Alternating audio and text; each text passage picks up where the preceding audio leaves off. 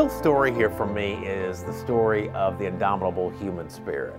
It's about people and it's about a community. And the massacre is simply a chapter in a much larger, more grand narrative. We shall not be moved. We own this land. You destroyed it, but guess what? We'll build it back again. It's about going through trauma, healing, and realizing that no barrier can stop you from really realizing your dream. It's like the spirit of Greenwood is all over the place in Tulsa, North Tulsa specifically. It's like it's not just one location anymore. This is the beginning. This is a launching pad. This is not something that we just did to come together just for this moment.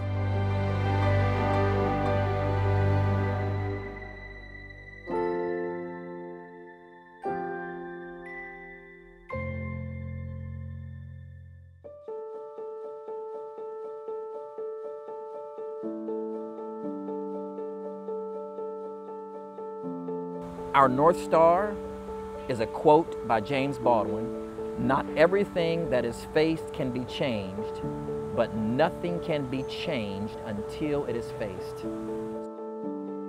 Greenwood Rising is a state-of-the-art, museum-grade facility that is designed to educate, enlighten, and inform all citizens, whether Tulsa, Oklahoma, or from around the world, on the community that we refer to as Greenwood or Black Wall Street. It's called Greenwood Rising, the Black Wall Street History Center, an 11,000 square foot facility that is being constructed right at the corner of the historic Greenwood and Archer Avenue intersection. That's historic because that's actually where the gateway or the beginning of where you would have walked into the main street, or Black Main Street, if you will. All the commerce activity of all the Black-owned businesses that were lined Greenwood from the railroad tracks all the way north to Pine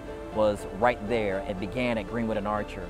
So the opportunity to build this history center right at that corner just has an incredible amount of historical significance. But it's amazing what people will see, what they will experience.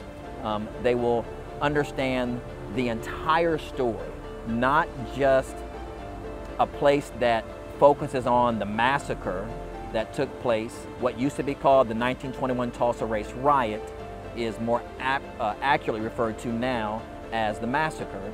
Not only will they go through an exhibit, an immersive experience of that day that began May 31st, 1921, and then ended the next day, June 1st, 1921. They will also get what I say is the before and the after. The before is history that no one has ever really been taught or told about.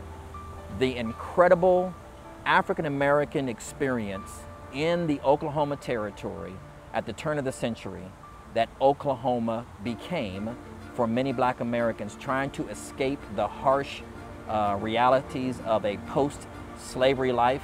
After 1863, after 1865, Oklahoma became literally like a paradise for African Americans to come and pursue freedom, to pursue what would have been referenced as you can be equal with the white man. And what that meant was you can own land, you can own businesses, you can pursue your freedom, your life that you want to live, the American dream, I guess, in so many words, without persecution, without being told you can or being pushed aside. These all Black towns of Oklahoma, they were incredible. There was Boley, Oklahoma, that had its own Black-owned bank. There was Langston, Oklahoma, that we know Langston University came out of. And there's all of these incredible towns. By the 1940s, there were over 50.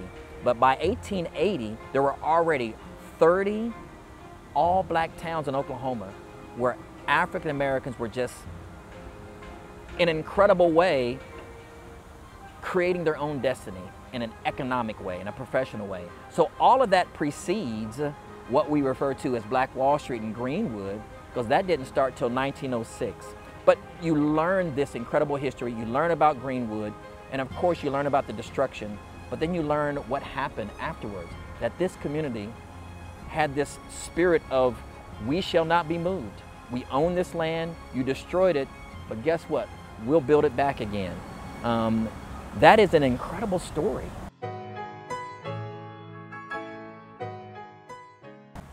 For every person that comes through Greenwood Rising, whether they're black, whether they're white, whether they're a person of color, whether they're a person of influence, whether they're highly educated or not, every person that comes through this are going to learn and experience the history and the story.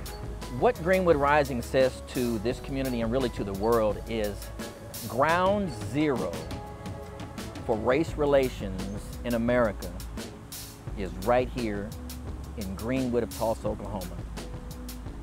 The worst incident of racial violence that has ever taken place on United States soil right here.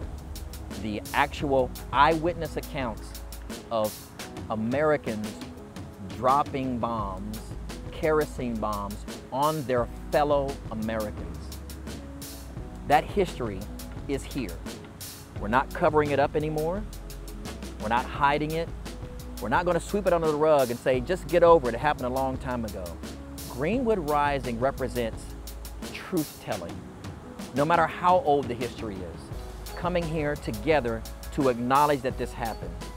We'd like to see this spread out across the country, that people say, you know, we have some racial tensions in our community.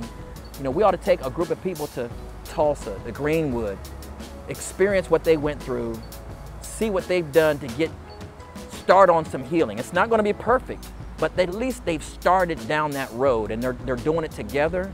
Let's learn from that and bring it back to our communities.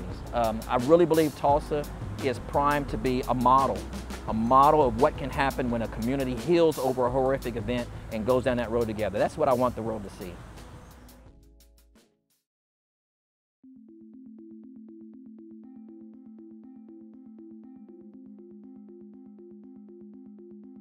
My name is Kuma Roberts, and I'm the co-chair of the Economic Development Committee for the Race Massacre Centennial Commission. We're a city that's still grappling very much with understanding and trying to redeem ourselves from that pretty tragic event that happened on May 31st of 1921. So what draws people here is this feeling that they can be a part of the legacy of Greenwood. What's next for this community? How they can contribute, both white, across black, all people should be very interested in that spirit of entrepreneurship and how they can contribute to what Tulsa is on the cusp of, which is greatness, in my opinion, for the years to come. I'll tell you that as a former chamber person, cranes in the air means a successful, thriving city, and there are cranes in the air, and that's really exciting.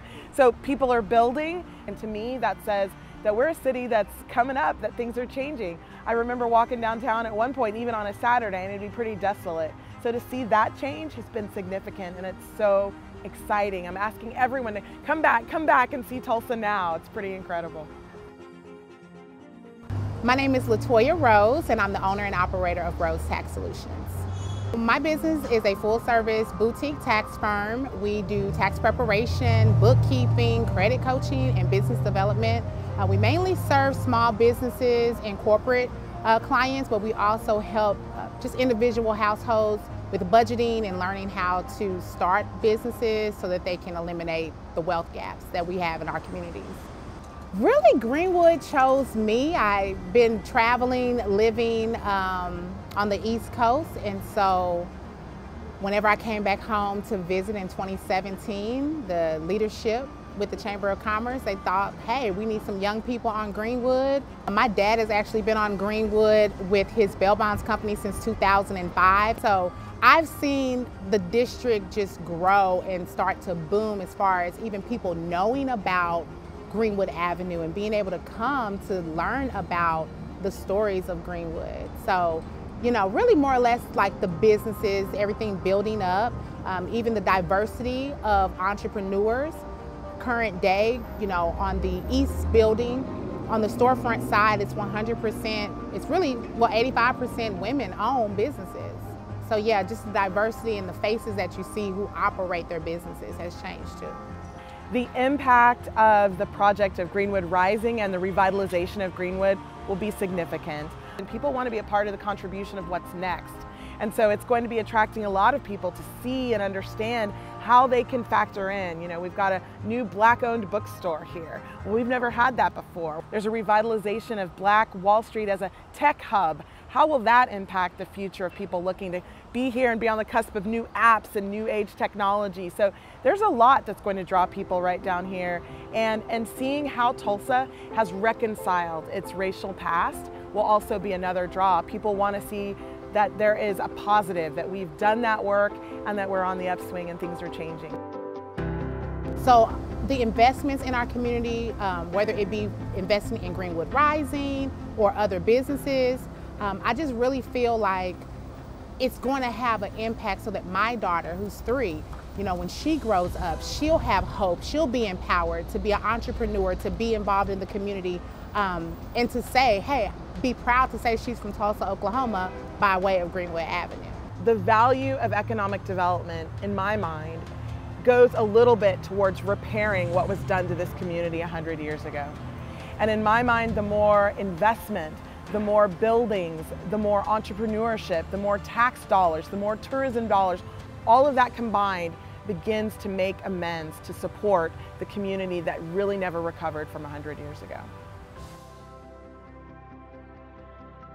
The spirit of Greenwood goes beyond the 4 walls of these last 2 buildings. The spirit of Greenwood is about community. It's about figuring out how to stimulate the economy.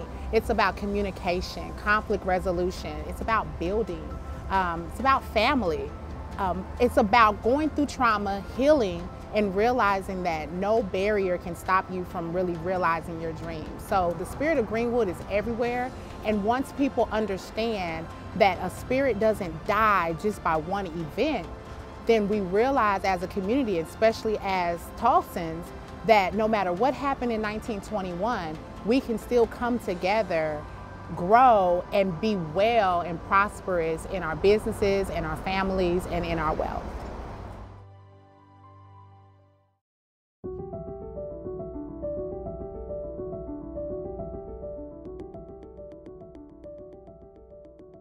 The Greenwood Art Project is an art project designed to tell the story of Greenwood, both past, present, and future. We have 28 separate art installations in addition to 3 outdoor poster installations and a citywide poster call and response project that we have invited community members inside to create 11 by 17 posters that explore Greenwood past, present, and future. And the artists are able to just tell the story of Tulsa 1921, Tulsa 2021 via a host of separate projects. Some of these projects are performative in nature, some of them are educational in nature, some of them are visual art, some of them are sculptures. And so we're really just wanting to run the full gamut of telling a story from the perspective of Tulsans, from the perspective of Oklahomans, to not only the city members of Tulsa, but to the community as a whole. And those that are coming in to experience how we're going to commemorate the 1921 Race Massacre, how we're going to say we're moving forward as a community, how are we going to do that? They're able to experience it. And so the world, they're able to see them grow and learn and process these stories.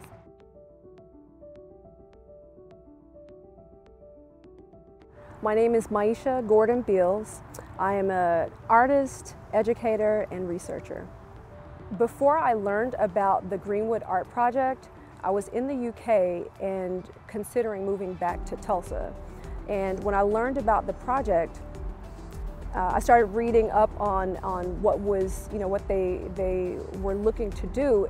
And for me, it was so natural that I would, try to participate, because as an artist, as a Tulsa native, it was something that was important to me that I participate. But the more that I started doing research, the more I uncovered all of these different aspects that that were connected. so it became personal to me. The project that I'm doing is a fire sculpture project, and it's based on the work of an artist, a Danish artist named Nina Hull. The sculpture is built, and then it's fired, and it's kind of performative in a way of like once the sculpture is unveiled, people get to see it, you know, aglow as it's lit up. The project it will be completed in 3 phases. Like there's the building of the sculpture, the firing of the sculpture, and then the painting of the sculpture. So we'll have people coming in as a community engagement project for the painting, and the sculpture will be on fire May 31st through June 1st. So it'll be 2 days to symbolize what happened on Greenwood.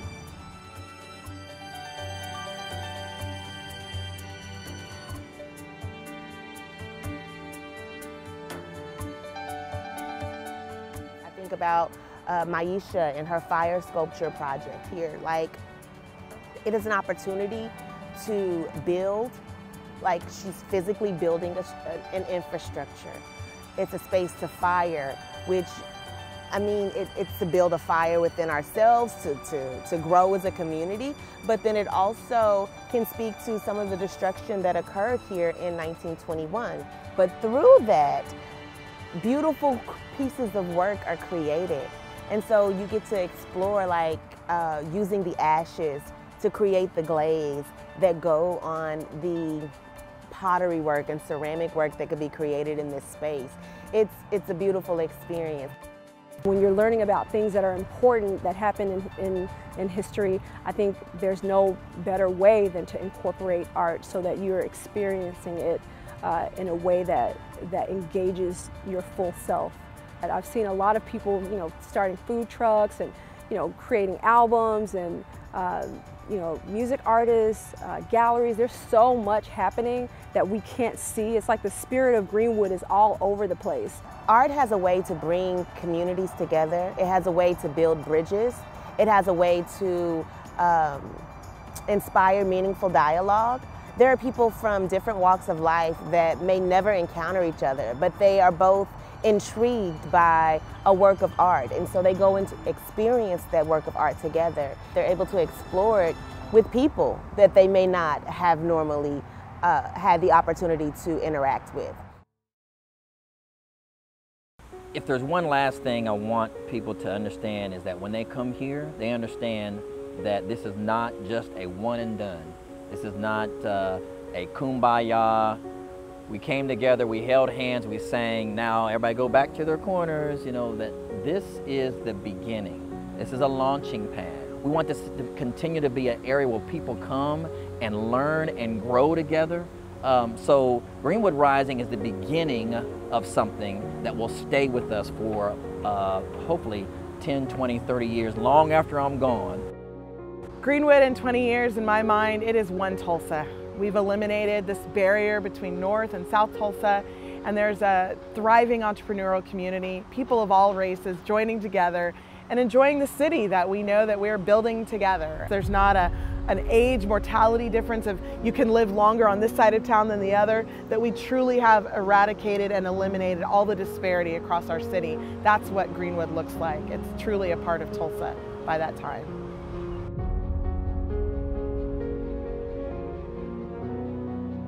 My hope for 20 years from now is that we as a community will be one Tulsa with one goal, and that is to thrive no matter what, to work together, to realize that we're stronger together than we are apart.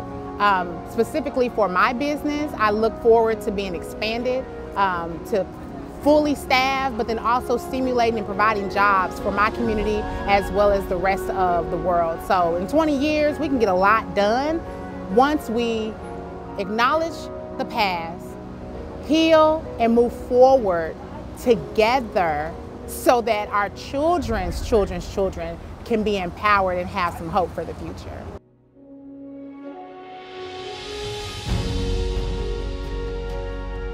My hope for Tulsa 2041 is a united city. It is a city that has come together in love and has built community, an equitable community. I see it as a space that is thriving with opportunity for all citizens. I see it as the tech hub of America. I see it as, people compare us to like the little Austin, but we're Tulsa. So I see it as a thriving entertainment space. I see it as a space that is now recognized for its contributions to the arts and to humanity. I see it as my hope. That's my hope.